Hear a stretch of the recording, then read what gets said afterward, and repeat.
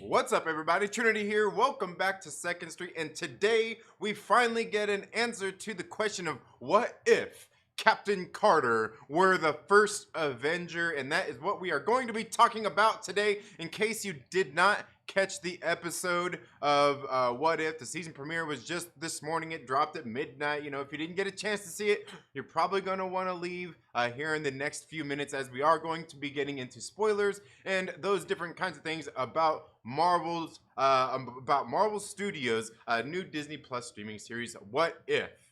And episode 1 is what if Captain Carter were the first Avenger. Now, in case you are new to the channel, please make sure that you subscribe, click the little bell and all that good stuff. Give this video a thumbs up if you like it, give it a thumbs down if you don't, and let's get right into it. Episode 1, this is season 1 of episode 1 of season 1 of What If, and I gotta tell you, I didn't really have low expectations. I didn't really have high expectations for this show. It's something that I was just anticipating to come out. Marvel's first animated series, if you will, that they are doing for the big screen that is actually MCU canon. And this one takes us back to one of the very first stories in the Marvel Cinematic Universe. You could say, in a way, kind of chronologically, it is the first, I guess you could say the first story in the Marvel Cinematic Universe, although one could argue that, you know, you could go back in time and there's other things that happened previous, but this one is pretty much playing on asking, what if Steve Rogers was not the one to receive the super soldier serum created by the great Dr. Erskine? And in this case, we see that Peggy Carter is the one who ended up taking the serum. The circumstances surrounding that all seemed very similar to what we got in the first Captain America, the first Avenger movie. And a lot of this story that takes place in this first episode pretty much kind of follows a lot of that same storyline. For the most part, there are definitely some things that end up being different in this series. I mean, obviously, because this is What If. But I thought the story itself felt pretty natural. Everything felt really good. It's just seeing the difference between Steve and Peggy getting the super soldier serum, and then how everything went following that, where you can see that a lot of it kind of went down almost exactly as we got in the first movie, with those minor, I guess major differences here, if you will. Altogether, we got a lot of the same returning voice actors. Haley Atwell obviously coming in to be Captain Carter. There was no return of Steve Rogers, but I think the person that they got in to do Chris Evans' voice, if you will, or Steve Rogers, did a pretty good job here with just like the tone and everything, the voice, and even kind of the voice itself, kind of like really seemed kind of Steve. And altogether, the animation in this first episode, I thought it was okay. It was pretty good. There was, I don't know, at times seemed like very highly detailed. Definitely seemed very more 2D cartoon style, which I really do enjoy that. Not everything has to be that 3D style. And I don't know, altogether, I gotta say, I really did enjoy the animation overall. The voice acting seemed to do pretty good as well. A lot of returning voices as well, like Toby Jones. Toby Jones came back as well. My man, the great Dr. Arnim Zola, Hail Hydra, makes his triumphant return. Now, along with Dominic Cooper came back to be Howard Stark. I thought another good one in here was, oh man, why all of a sudden did I forget his name? Whitfield. You know who I'm talking about. The guy who was playing the military guy. Oh man, why all of a sudden did I forget his Bradley Whitfield, I believe is his name. Bradley? Yeah. I just remember, I know him from so many movies, and I couldn't think of any that stuck out, but he always kind of plays that character. Again, the animation was very good. Dr. Erskine looked a little bit different, Stanley Tucci, but also, this guy right here, when he came on screen, Bradley Whitford?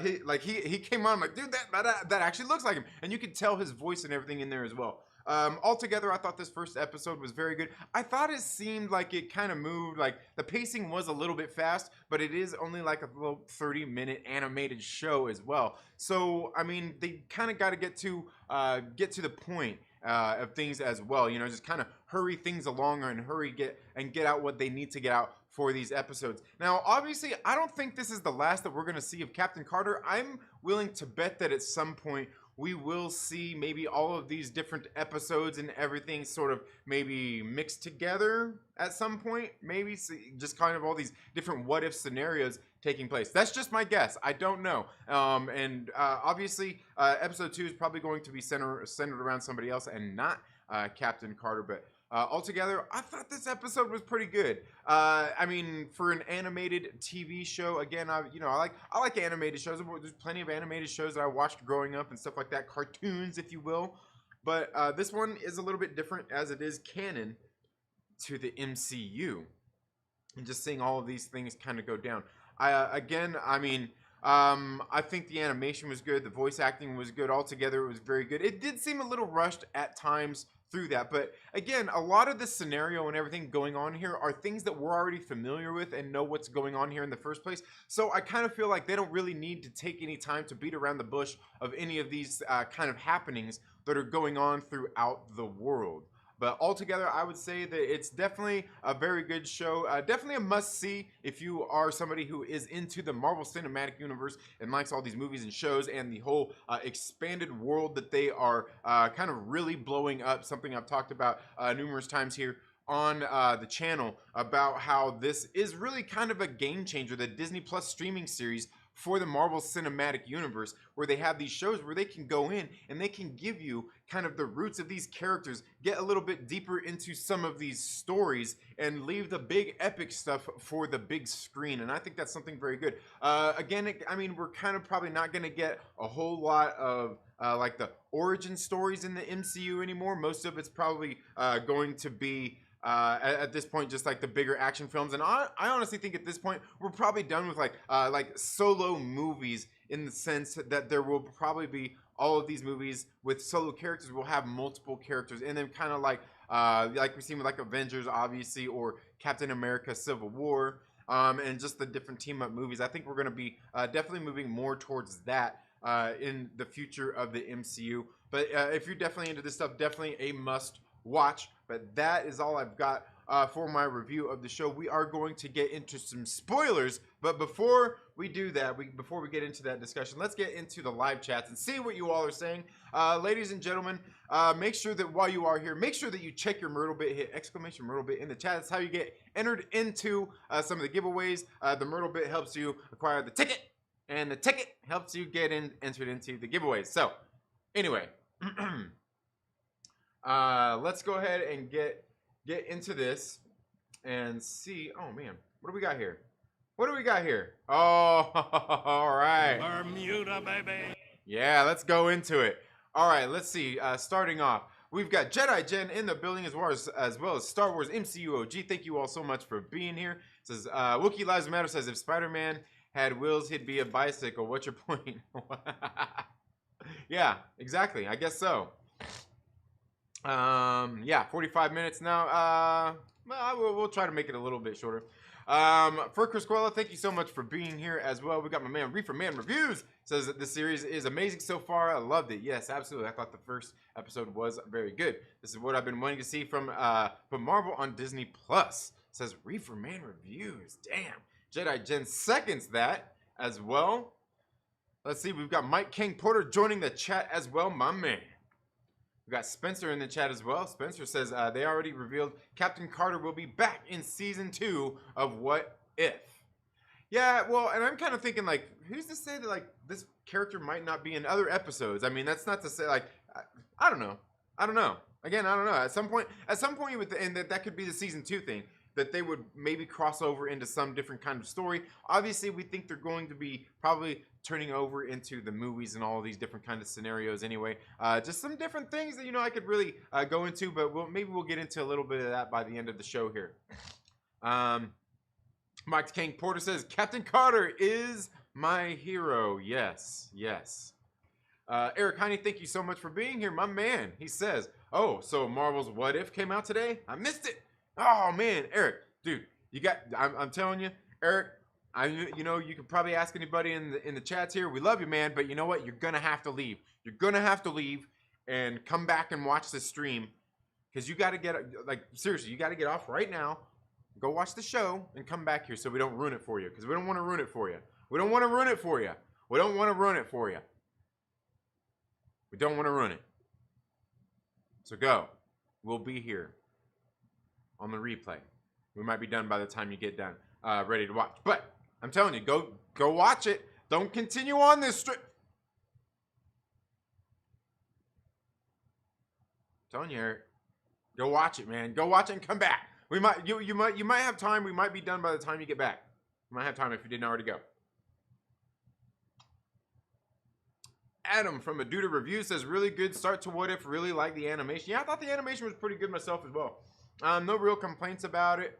I mean, to me, again, it's kind of like, what's it going to take to blow my mind for animation? You know what I mean?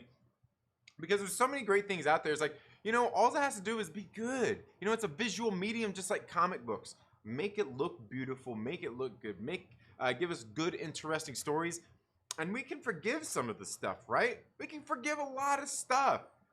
Some of the best animations out there, you look at a lot of them 2D, and not only that, you look at them, you're like, man, these are some pretty good damn cartoons that hold up and stand the test of time, right? It don't have to be all that fancy stuff out there. You don't have to get, nah, it could be very simple and straightforward.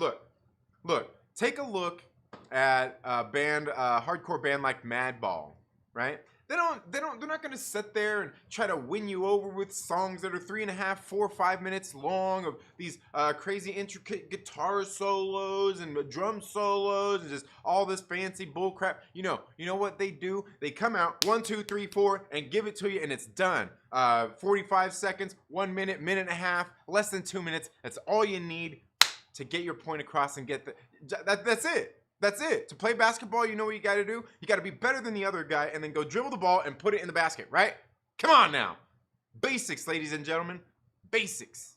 Take a look at, you can even take a look at, what was that one? Invincible? That came out, and that show, like, the animation, and I even talked about that on the show, it wasn't mind-blowing, but you know what? It was good. It got the job done. Right. Okay. Jedi Jen says, oh, I believe we will see these characters in live action. At some point, yeah. We'll probably definitely see them in live action. Yeah, for sure. Yeah. Mike Kane Porter says, I've already watched it twice. I watched it a time and a half. I watched it a time and a half. I watched it while my kids were getting ready for school as well. Yeah. Yeah, Nikki in the building. Nikki, hey, getting that. I'm still getting that. I'm still getting the video edited. Still getting the video edited. I'm taking out the embarrassing stuff for you, okay? I'm kidding. I'm kidding. I'm not. I'm leaving all that in. I'm getting close-ups on you when you're doing it. Okay. Lick it or tick it. Yeah. Yeah. Mm-hmm. Mike King Porter says, isn't it wild that the animation is close to Fleischer's Superman in the 40s and Batman animated in 90s? Now MCU is making it its own. Animation to me is a piece of art. Yeah, absolutely. Yeah, I think, like I said, it doesn't have to be mind blowing. It just has to be good. It has to get the point across, and I think they did very good. I think they did very good. Yeah. I thought the pacing was quick, but then again, we have seen the story before. I appreciate the twists, and I do love the animation style. Yeah, again, Jedi Jen, I agree too. I mean, it was quick, the pacing and everything, but like I said, and even you're saying here is, we've seen all this story before. They don't have to get into all that. They don't have to give us the whole Steve and Peggy falling in love. Like, we get it, and they got the point across there pretty good. She still wanted to do the dance with him, right? Yeah, like. It was great. It worked out. It worked out. And we haven't even got into any of the spoilers or anything yet. And here we are already. No, but that's good. Yeah, exactly. But it was great. Nikki says, I guess I'm going to be the negative Nancy. What if was whatever? Oh, man. Yeah, again, like I said, it wasn't like mind-blowing. It wasn't, nothing that's earth-shattering. It's not going to change the course of the world. Well, maybe in the MCU it will. That might be a good thing. That might be a good thing, right? All you negative Nancys out there who think, oh, kind of like me, who are thinking like, oh, the multiverse, this is terrible. Maybe this is when we get the attack of the 616 and we get our beloved classic characters back in the MCU. Yes, that's what I'm hoping for. Not this, all this. I posted a tweet on Twitter the other day that says, the whole MCU is what if, man, because, ooh, man. Spider-Man. Ooh, that's totally what if. Guardians? What if? Ooh, but let's not even forget. Ooh, let's not forget about Captain Marvel. Totally what if. You know what? And honestly, getting into it, let's go ahead and get into some spoilers right now before we get any farther in here. Maybe they should have actually named this this whole show instead of what if Captain Carter were the first Avenger? What if Howard Stark was actually a genius? Zing! That's what they should have named this. What if the sharks? What if the shark sham? I can't even say it. I'm getting ready to laugh so hard. What if the Stark sham wasn't real? That's what they should have named this episode. Oh yeah, that's what they should have named it. Because did you notice they didn't even In case you guys don't know, here on the channel, one of the things that we started, and it's an actual thing, is hashtag the Stark Sham. It's a real thing. You can go look it up. The Stark Sham. Basically, what the Stark Sham is saying that the Starks, Howard Stark, Tony Stark, these guys are a bunch of shams. All they really do is take other people's inventions. They're like the Sony of the MCU. They just take other people's inventions and they just improve upon them, or just outright steal somebody else's shit and completely appropriate it and give nobody else the credit. That's kind of what goes on in the MCU as far as the Starks are concerned. Now here in this episode, we see the great Dr. Arnim Zola as they are after they have kind of gotten the Tesseract and everything. He's being chased down to figure out by Captain Carter and the U.S. To find out what exactly Red Skull is up to, and that's where we get a lot of great stuff in here with the Red Skull. Man, love Red Skull. We need more Red Skull. Bring back Red Skull, but a lot of different things changing here in this episode as well, where we've seen that Steve Rogers actually ended up getting into this the Hydra Stomper, right? Which you can see is like a version of an Iron Man suit, which you could say in this universe that Howard Stark has created. Huh. Interesting. Before his son. Now, the other thing that we get here is in the MCU, there was this element that was created by the great Dr. Arnim Zola in which Howard Stark took and was experimenting on and trying to figure out what it was, right? And lo and behold, it was actually this element that was created by the great Dr. Arnim Zola back in 1942. After he was doing some experiments with the Tesseract. We've seen that in Captain America, the First Avenger. And he went and created this unlimited power source out of the Tesseract. And then Captain America, Steve Rogers, actually went in and lifted this and took this element back to Howard Stark, who we later find out in Iron Man 2 was unable to figure out how to synthesize and make this exact element that was created by the great Dr. Arnim Zola, Hail Hydra. And he said that he didn't have the technology at the time to create it, which Dr. Arnim Zola did, years before Howard Stark did. Years before Tony Stark recreated it and tried to pass it off as his own, and eventually try to have it patented as Badassium. Look it up. Read some comics, dork. But here we see the great Dr. Arnim Zola got interrupted in his work. He didn't actually create that long-lasting energy. We can see that Stark and everybody actually ended up getting the Tesseract. Very interesting stuff going on here, guys. Very interesting stuff going on here. They were trying to get their hands on the Tesseract, experimenting with it, and we can see kind of everything that was going on here, man. I thought this was a pretty good episode though too, but it did quite a bit change because we seen they went after Bucky. They ended up rescuing Bucky in the whole 101st, 107th, 107th, 104th. You know what I'm talking about. Ended up saving the whole squad. They ended up going to when they ended up catching Dr. Arnim Zola on that train, you know, where they were originally trying to catch him at. In the First Avenger, we see here that this is where Steve ends up getting all smashed by the train and all kinds of crazy shit happens. But the craziest of all crazy stuff comes at the very end of the show. This is where the stuff really gets interesting, especially after we've seen when we seen that Otto Schmidt was going out to get the Tesseract. Remember in the movie where he went up to that carving of Yggdrasil and it was on there and he pushed a little button just like we seen in this show. But he was sitting there looking later at this whole little mural that was there of Yggdrasil and how it had this little thing at the center of it. Remember, it had the little, it kept showing it, showed it a couple times, this little box in the center of this circle, and around the little circle were a bunch of tentacles. And then here at the end of the show, we ended up getting this creature who ended up coming into this realm by way of the Tesseract and just the experiments that we seen Red Skull was there experimenting on, where he ended up opening a gateway, right? He ended up opening this gateway to which Captain Carter ends up going to fight off all these tentacles, which, you know, I kind of went down a little rabbit hole, but sitting there thinking about who this is, because I mean, there's several different beings that are out there like this. Like you could take a look at Cthulhu, who is one of the characters who has all the tentacles and everything. But you could also take a look at Chthon. You got Chthon out there in the Marvel Universe as well. But then you've also even got Shuma Gorath, right?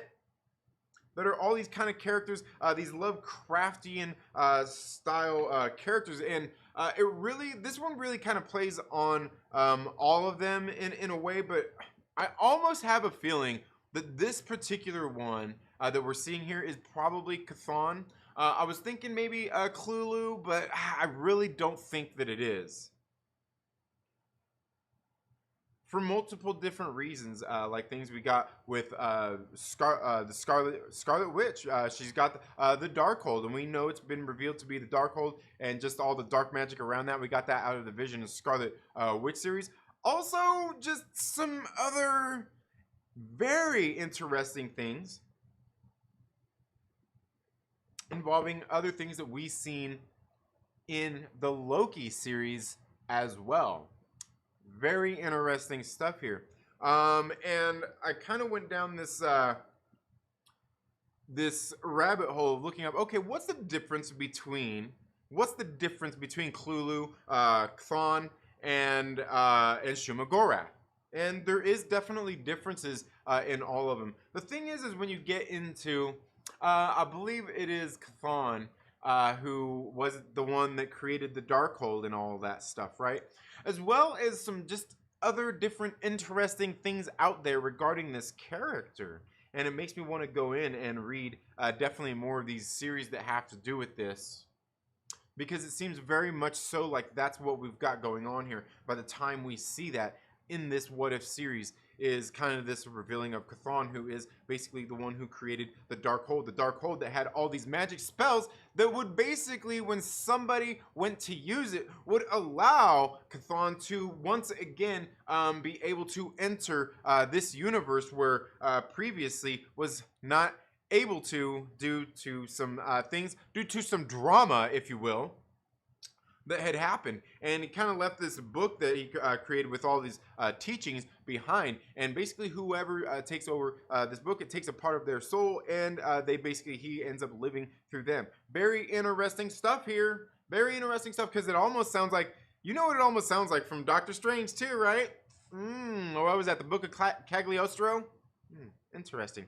But also very much to the Darkhold as well. So some very interesting things just going on here. Like, I really do feel like that is just like a huge thing that happened here in this episode, is regarding and this is actually something that goes back to Captain America: The First Avenger in the first place, where we seen that Red Skull was actually after this after the cosmic cube, the Tesseract, not only for its magical capabilities, but everything else that it was able to do, where he kind of believed that it had was this god in a way, and could make him godlike, where we see that's kind of what he's chasing down, the same thing here, where we see he keeps eyeing that little box there in the center, the circle, Cthulhu.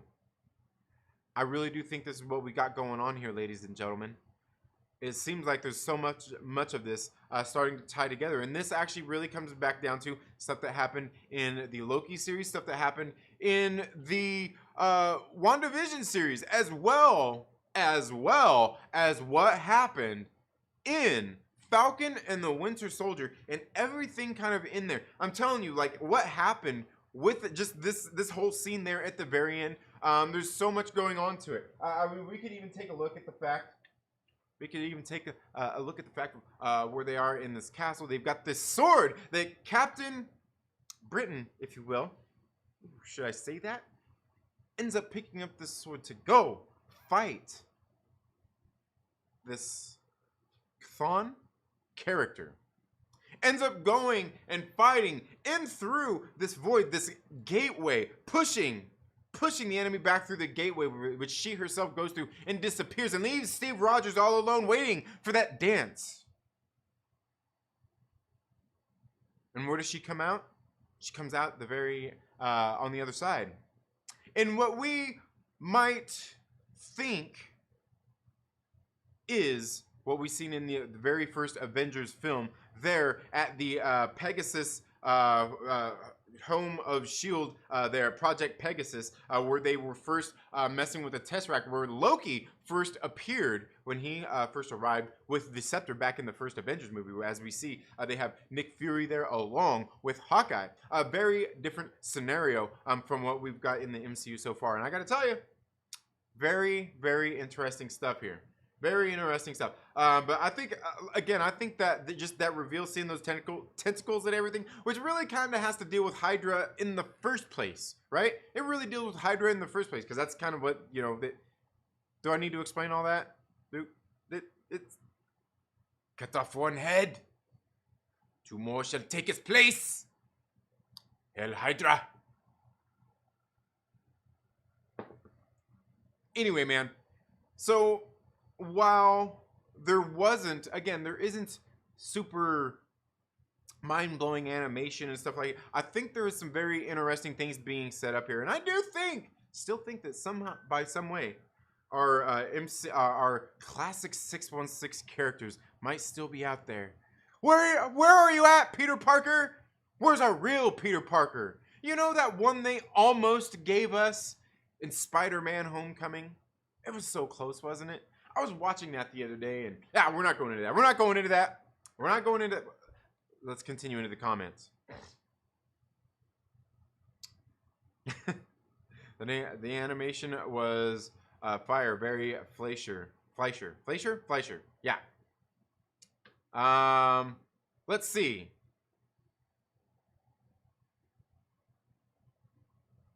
Jedi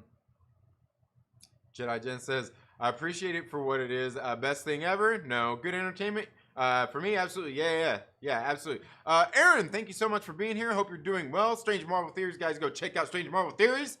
Go check out his channel. You'll never guess that he has some strange Marvel theories. He really does. He really does. Hope you're doing well, Aaron. Mike Porter says, then I love how it is so reminiscent to the first movie. This was done so well. I do think it was done very well. Can we change all Marvel characters to women and just be done with it? Did they change? What? They changed Captain Carter? Are you serious? They changed Peggy Carter into a woman? How dare them? How dare them change Peggy Carter into a woman?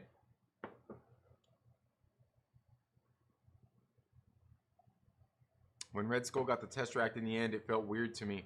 I thought Stark was going to use the Tesseract's energy to power that suit, not the entire, not the entire thing. I don't know, too convenient for me.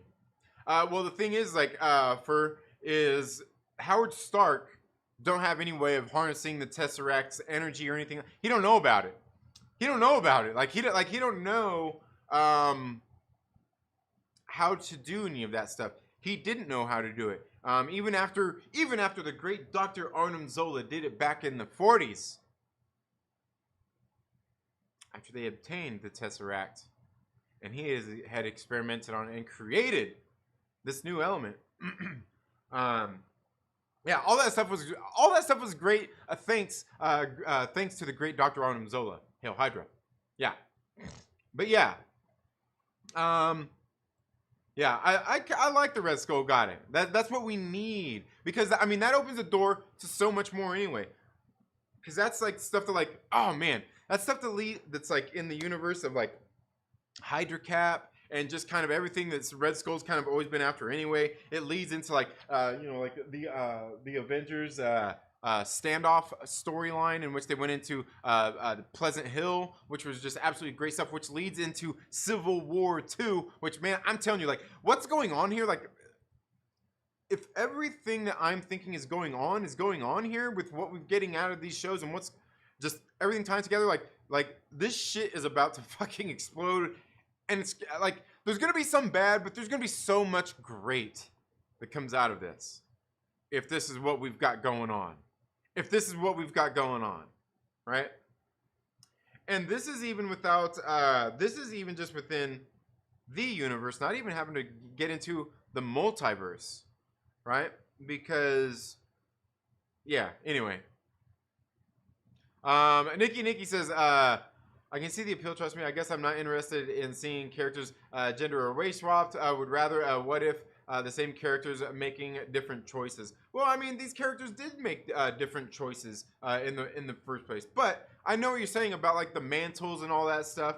But that's really kind of like what a lot of the what if stories always were in the first place, is just some of these different scenarios and everything in the first place. But the thing is in the comic books, these were all just what if stories. They weren't necessarily something that was canon to the overall storyline. Where we can see what they're doing here is that they're using what if to make everything canon, and I think that is the downfall. I think that's the downfall. Certainly. But that's why I said there's also hope that we have our classic 616 out there. It's a multiverse, folks. Give it to us. With the multiverse, I want live action. Captain Carter! Dude, believe me, we got to see Haley Atwell out there. I'm not even going to get into it. I'm going to just shut up. I love how the Watcher introduced the show almost like a Twilight Zone episode. Yeah, that was, very, very much so. Very much so. Yeah, I thought it was very good. First is Nikki, the script turned into gender politics porn at one point. Yeah. Yeah, yeah. And the thing is, like, I get where a lot of people are getting at, but you know what? Like, even getting back into like, I've been reading the original Avengers run. Right now, I think I'm on like issue 13 or 14 of the original Avengers run. And getting in there and reading, you can see like getting in there and reading like Hank Pym and Janet Van Dyne and just their how they interact and everything. It's very it's very much like this. It's very much like this, where you see that like Ant-Man, Hank is sitting there talking to her all the time. Like she's constantly sitting there talking about Thor. She's like, ooh, look at his big, his long blonde hair and those eyes. And she even, I think at one point she even mentions about his muscles and everything, and just how masculine it. Like she's like checking him out, and Hank Pym's telling her like, what out, like he's all kind of like trying to downplay it and like trying to, how would you say? I don't know, down talk her, I guess you would say. I wouldn't necessarily say being I don't know, would it be necessarily a chauvinist? Maybe so, probably so. Maybe he's being a chauvinist. But you can see that she pushes back at every single turn, man. Like she's sitting there firing back anytime that he says something too. So like I get it, but like it's kind of something that's always been there as well, you know what I mean? And I will say that the difference between, like, I know what a lot of people will be saying is that it's more heavy-handed in those kinds of things. But, I mean, getting into, like, some of the comic books and everything I've been reading, it's the same thing where the women have a lot of sass and all that stuff. They do the same thing. So, I don't know. Like I said, I've been like getting into and reading a lot of these older comic books and everything has turned me away from some of the other things, and it's made me also notice some of those different kinds of things from the comic books, even back in the old days as well, where you see some of that. Where like nowadays, like you read the same stuff, somebody will read this and be like, "Oh my god!" Like feminism. But at the same time, you also see the dudes out there just being dudes and being unapologetic and be like, "Hey, you know." Like at one point they mentioned like Hank Pym says to Janice like, how come after every scuffle we got to get in, you're sitting there redoing your lipstick? And she fires some smart ass remark back right at him.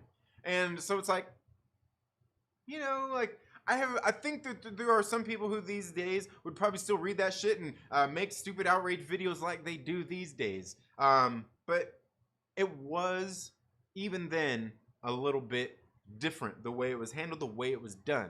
Again, something I've talked a lot about on different streams and stuff like that here on this channel in the first place is that it's not necessarily that it's done, it's how you do it, right? It's how you do it. And that ultimately comes down to writing.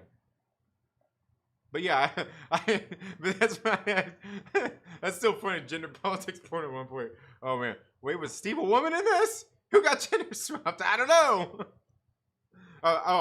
I'm guessing he was talking about Captain America not being Captain America. Oh, Aaron says, I too was not impressed with What If so far. Nice. Yeah. Nikki, drink more coffee, says Mike Porter. Oh, here we go with the Stark bashing. Oh, yeah. Yeah. Yeah. Well, I was not surprised at all. I don't like her that much, honestly. Don't like who? I must have missed something right there.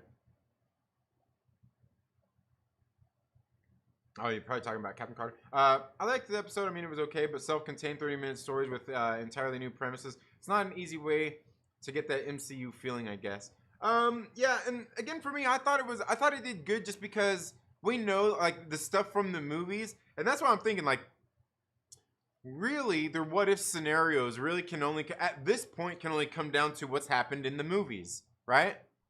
Some things that have happened in the movies. Out of the 23 movies that we've got, what was it, 24 at this point? The 24 movies that we've got at this point, right? That's really all it could come from. These what if scenarios. Because unless you're gonna do a what if for the what if Gamora, what if Drax, what if this, what if blah blah blah blah blah blah blah blah blah blah blah, right? But basically each movie could only have one what if, Like, well, I mean, for instance, Iron Man. I mean, could each movie have a what if scenario, or is it just that one character has a what if scenario? Yeah, yeah. But I hear you. I hear you.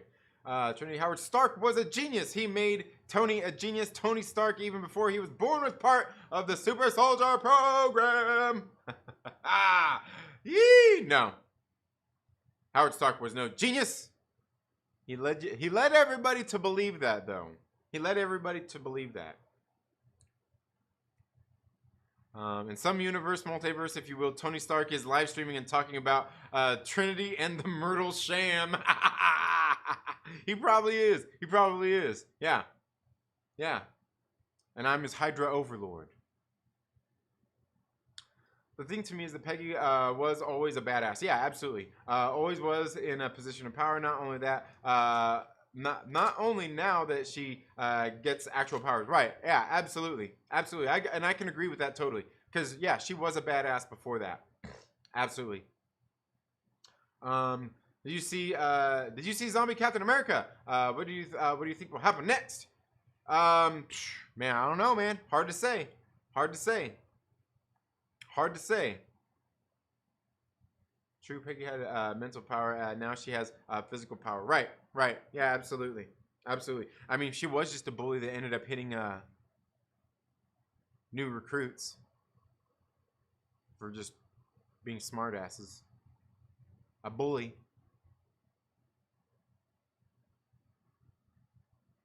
Are you a bully, Peggy? Trinity, I can prove that Howard Stark was experimenting with super soldier serum on his wife, Maria.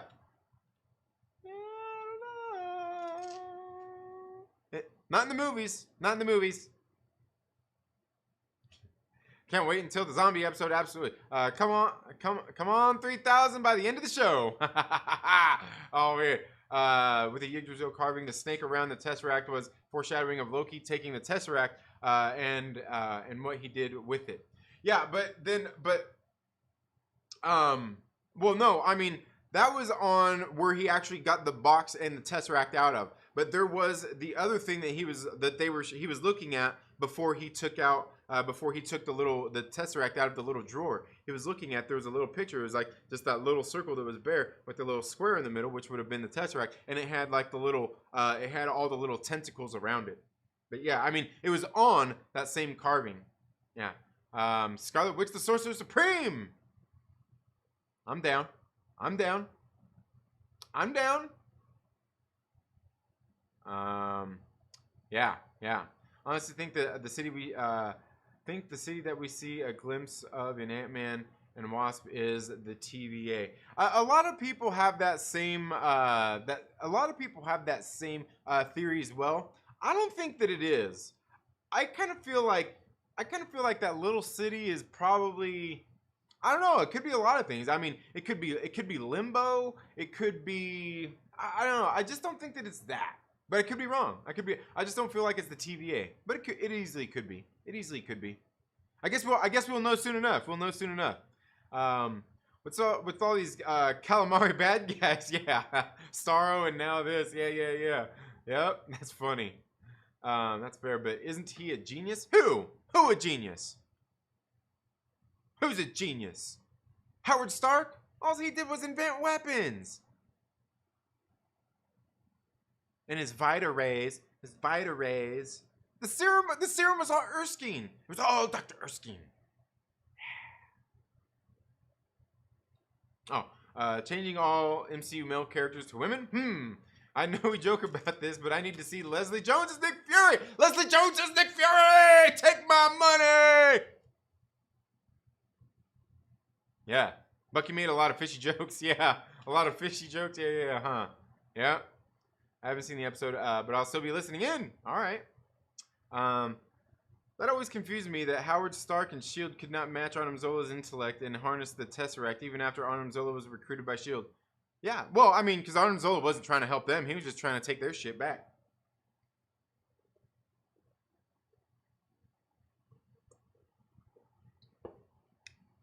He had plans of his own, the great Dr. Arnim Zola did. I still wonder, what if it was the great Dr. Arnim Zola who came to be in the White Vision. Ooh, how sweet that would be, wouldn't it, baby? Yeah!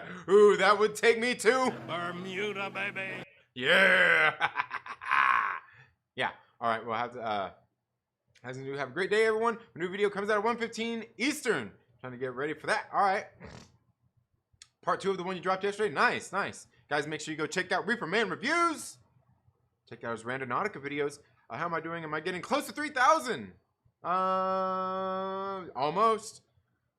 Almost. We love you, 3,000, Mike Porter. All right, thank you. Thank you. But anyway, guys, that's really all I have for today's episode. It's 9 o'clock, getting ready to end the stream here in just a minute. And you know what? I'm willing to bet you we've got my man. We've got my man, Star Wars Santa, live right now. And you guys need to go check out Star Wars Santa. I'm going to put his link right here. Bam! Go check out my man Star Wars Santa. He is live streaming now. I believe he would have started just a few minutes ago. Make sure you go check it out as he is. What is he talking about today? What's Star Wars Santa talking about today? He's got Andor casting update Alex Lawther. Make sure you go check him out. He's got his stream up and running right now. Go check out my man Star Wars Santa.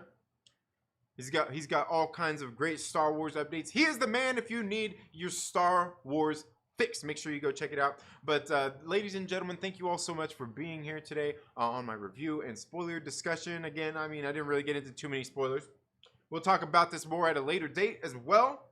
But thank you so much for being here today. If you are watching this on the replay, make sure you give this video a thumbs up. Give it a thumbs down if you don't like it. It's okay. You're not going to hurt my feelings. But while you're at it, make sure that you share it with a friend and invite them to come hang out with us here on the 2nd Street Marvel. You all have a good day, and we'll see you in the next video. Later.